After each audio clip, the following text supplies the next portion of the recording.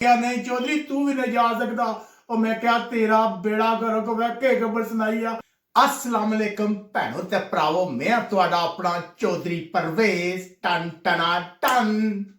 आज तुहाडा भरा बड़ा परेशान है।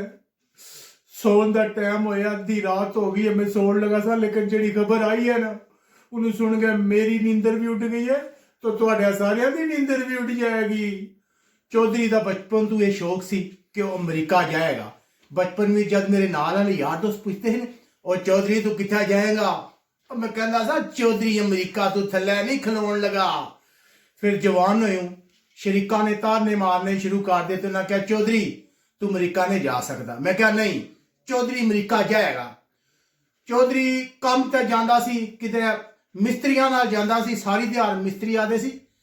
और तू क्या सोचता रहंदे? मैं कहंदा सा चौधरी अमरीका दे बारे सोचता रहंदा, तो सारे हसदे सी, कहंदे सी चौधरी ओ किथे तू ते किथे अमरीका, और तू कदे अमरीका ने जा सकदा। मैं क्या चौधरी एक ना एक दिन अमरीका जरूर जाएगा। चौधरी चलदा रहा, जिंदगी चलती रही चौधरी दी, कदे भी ख्वाहिश पूरी ना आई। फिर चौधरी ने एजेंटा के पिछे हथ हो गया पै गया, जिदा पता लगे ना कि अमरीका भेजदा पिया, उन्होंने जाके आख्या अमरीका जाना अमरीका जाना। और मैनू कहन चौधरी तू खांदा पींदा तेनू क्या जरूरत है? मैं क्या नहीं, हुण चौधरी वास्ते अमरीका जाना जिंदगी ते मौत का मसला बन गया।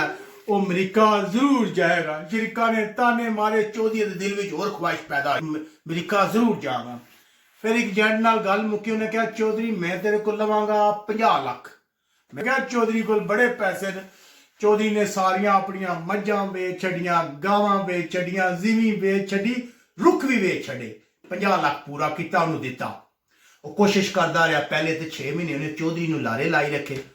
हुण चौधरी नाल गेमां, चौधरी नूं कौन, फिर चौधरी ने उपरू दबाव पाया उहदे ते। आखिरकार वो दिन आ गया, उन्हें मैंने फोन करके आखा चौधरी आ महीना तेरे वास्ते बड़ा है, मैं तेरा वीजा लगने वाला। चौधरी खुश।